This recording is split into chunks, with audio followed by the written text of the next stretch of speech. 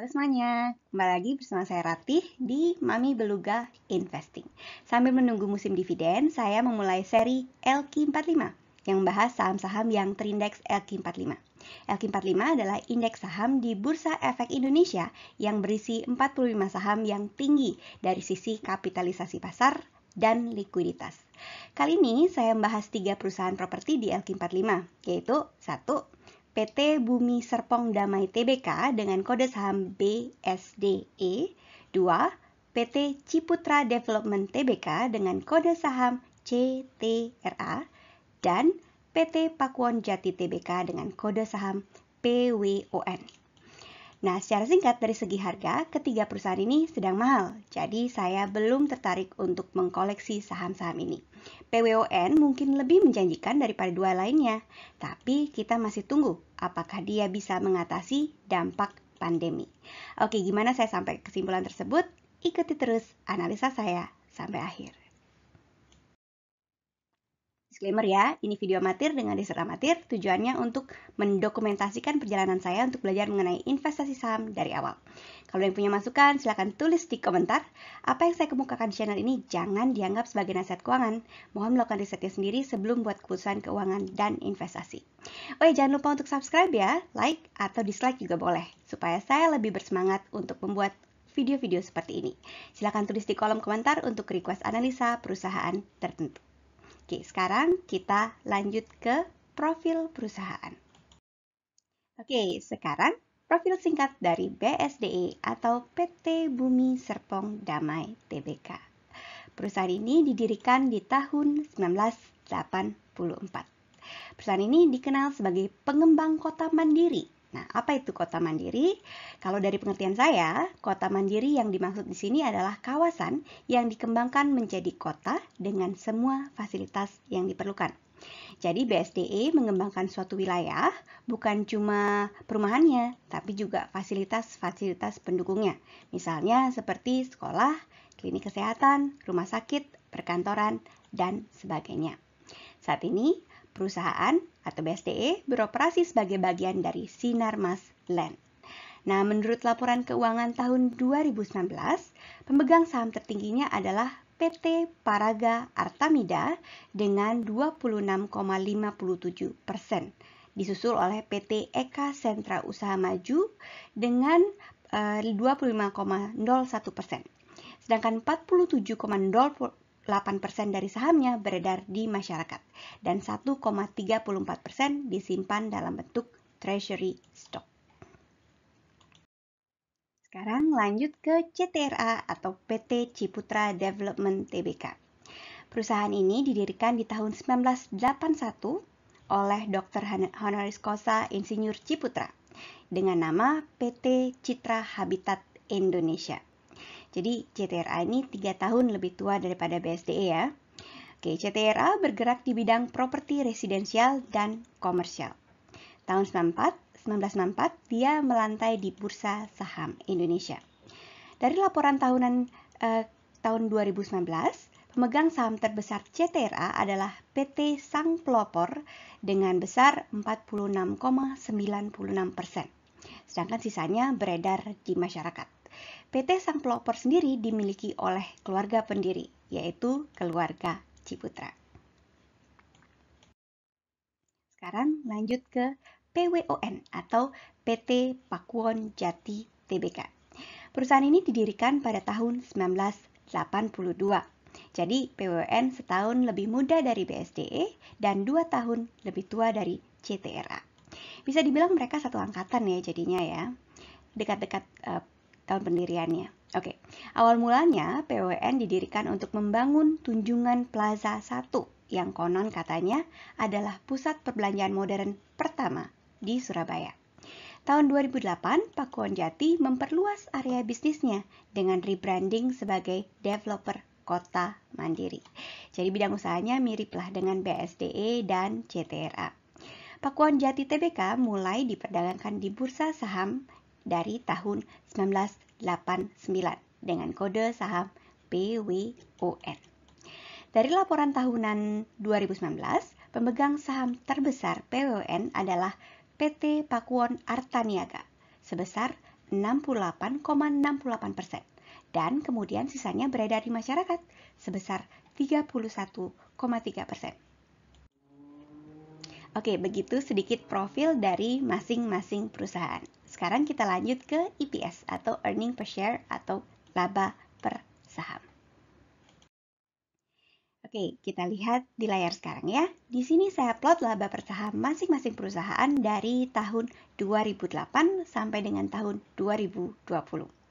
Data laba per sahamnya saya plot sebagai nokta-nokta tebal yang dihubungkan dengan garis tebal. Yang paling atas BSDE garisnya berwarna merah. Yang tengah-tengah CTRA garisnya berwarna biru. Sedangkan yang paling bawah adalah PWON garisnya berwarna ungu. Secara sekilas pertama-tama kita lihat bahwa kemampuan ketiga perusahaan ini untuk menghasilkan laba cukup berbeda.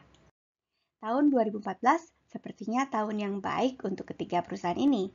Kita lihat pergerakan labanya kompak naik sampai dengan tahun 2014.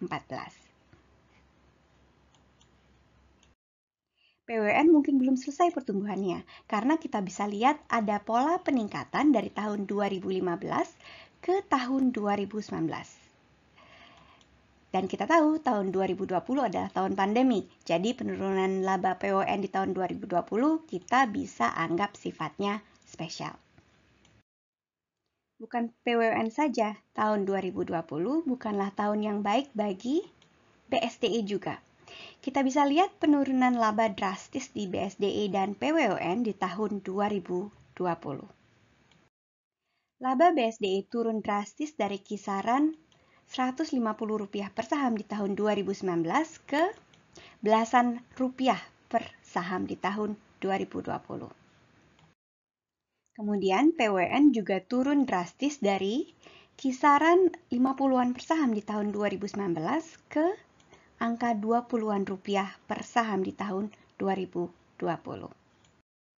Lain cerita dengan CTRA yang masih mencatatkan peningkatan laba dari tahun 2019 ke tahun 2020. Laba per sahamnya di tahun 2019 ada di seputaran 60-an rupiah per saham, sedangkan laba di tahun 2020 berada di kisaran 70-an rupiah per saham. Oke, demikian pergerakan laba per saham ketiga perusahaan sejak tahun 2018. Jadi sampai dengan tahun 2014, kompak laba ketiga perusahaan ini terus berkembang. Tapi setelah itu, untuk BSDE dan CTRA sudah tidak begitu menggembirakan lagi. Oke, sekarang kita lihat efek pandemi terhadap laba ketiga perusahaan ini. Untuk tahu efek pandemi, mari kita lihat lebih dekat lagi pergerakan laba per kuartal tahun 2020 yang kita sandingkan dengan tahun sebelumnya, yaitu tahun 2019. Nah, ini dia laba per kuartalnya dari kuartal 1 2019 ke kuartal 4 2020. Mari kita lihat satu persatu.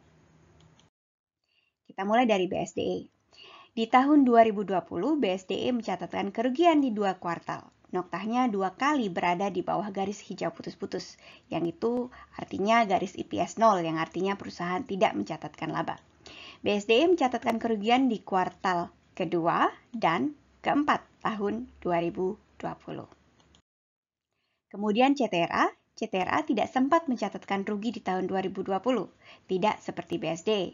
Tapi kita bisa lihat kalau labanya sempat tertekan di kuartal pertama, kedua, dan ketiga. Lalu menanjak cukup drastis di kuartal keempat. Lanjut ke PWON. Kita lihat labanya cukup tertekan di tahun 2020, tapi tidak sampai merugi. Nah, demikian laba per kuartal ketiga perusahaan di tahun 2019-2020. Kita lihat ketiganya mengalami penurunan. Yang paling parah adalah BSDE, sementara CTRA cukup fluktuatif, sedangkan PWN turun juga tapi lumayan stabil. Oke, sekarang kita lanjut melihat sejarah pembagian dividen, jumlah dividen yang dibagikan dari ketiga perusahaan. Oke, sekarang kita lihat seberapa banyak dari laba yang dibagikan sebagai dividen. Di grafik di layar agak rame ya, karena ada 2 lapis informasi yang saya tumpuk di satu grafik. Informasi itu adalah Pertama, dividen di tiap tahun dari masing-masing perusahaan. Kita lihat CTRA yang paling konsisten membagikan dividen 10 tahun terakhir sampai dengan tahun 2019. Sementara BSDE cuma membagikan dividen sampai dengan tahun 2016. Sedangkan PWON membagikan dividen sampai dengan tahun 2018 saja. Tahun 2019 PWON tidak membagikan dividen. Kemudian di setiap nota-nota saya beri keterangan dengan 2 angka. Angka yang di atas menunjukkan besaran dividennya dalam rupiah dan angka yang di bawah persentase dari labanya, persentase dividen dari labanya. Oke, sebagai pembanding di sini saya plot juga laba per saham sebagai garis tipis. Dari perbandingan ini kita bisa lihat seberapa banyak bagian dari laba dibagikan kepada pemilik saham sebagai dividen. Kita lihat ketiga perusahaan cukup konservatif dalam pembagian dividen. Jadi nggak ada tahun yang membagikan keseluruhan labanya jadi dividen ya, kita lihat. Oke, sekarang lanjut ya. Mari kita lihat apakah ketiga perusahaan ini cocok untuk saya koleksi dari segi harganya. Fokus saya akan ada di apakah ketiga perusahaan ini harganya sedang diskon. Oke, untuk menjawab pertanyaan ini, di sini saya sajikan grafik yang lebih ramai lagi. Oke, kali ini ada 4 lapis informasi yang saya tumpuk jadi satu. Oke, informasi tersebut adalah pertama, harga selama 10 tahun terakhir. Harga adalah informasi yang paling gampang dicari, akan tetapi sering tidak akurat sebagai ukuran nilai perusahaan.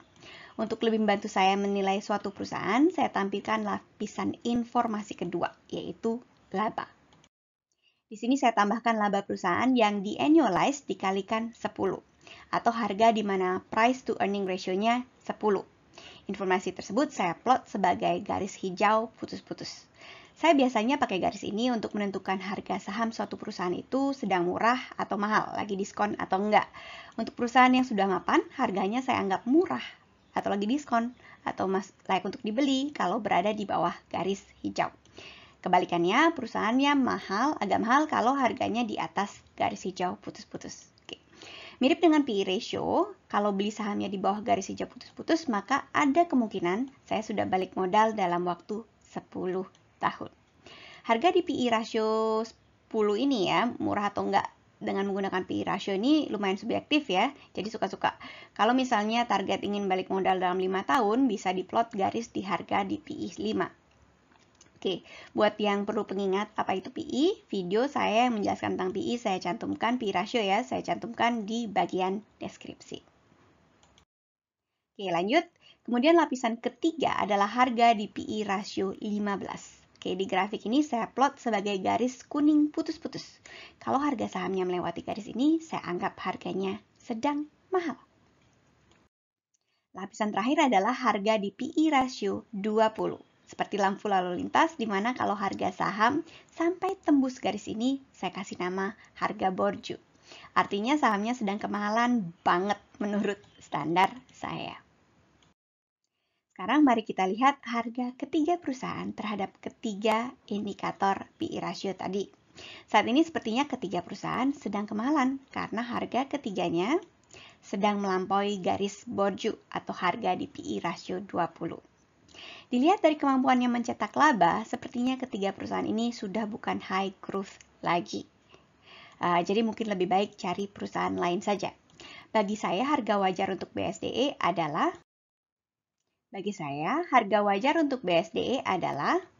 318 per saham. Sedangkan per 7 Mei 2021, pada saat video ini disiapkan, harga saham per lembarnya ada di Rp1.175. Untuk CTRA, harga wajarnya untuk saya adalah Rp173 per saham.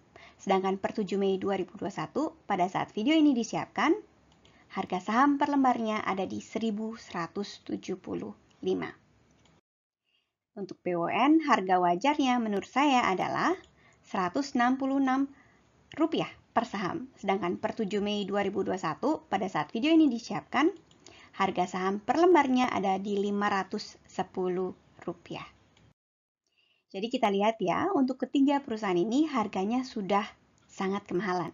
Yang harganya paling mendekati standar harga wajar menurut saya adalah PWON. Yang kiri adalah harga wajar hitungan saya, sedangkan yang kanan adalah harga di pasar per 7 Mei 2021. Oke, untuk PON dari segi EPS tahunannya juga, kelihatan penurunannya terdampak pandemi. Kalau misalnya PON bisa naik labanya ke level sebelum pandemi, di angka di atas 50-an, harga sekarang ini Rp510 jadi masuk akal. Jadi kalau tertarik untuk memiliki PON, silakan pantau terus pergerakan EPS-nya di kuartal ini. Kuartal-kuartal di tahun ini, jangan lupa juga mengecek kinerja bisnisnya di lapangan juga, supaya tahu prospek ke depannya. Oke, sekarang di akhir video ini ya, kesimpulannya. Dari ketiga perusahaan ini sepertinya sudah melewati puncaknya di 2014, terutama BSDE dan Cetera. Dividennya lumayan oke menuju pelit, jadi sepertinya tidak sebegitu menarik untuk dividen investor. PWN mungkin menjanjikan dibandingkan dua perusahaan lainnya, tapi kita masih tunggu apakah dia bisa mengatasi dampak pandemi. Oke, sekian video saya kali ini. Jangan lupa untuk subscribe dan nyalakan loncengnya supaya tidak ketinggalan update. Silahkan tulis di kolom komentar kalau ada request perusahaan tertentu, nanti akan saya usahakan sandingkan dengan perusahaan dari satu sektor. Makasih banyak udah nonton, ikuti terus perjalanan saya untuk belajar investasi ya. Sampai ketemu di video selanjutnya. Bye!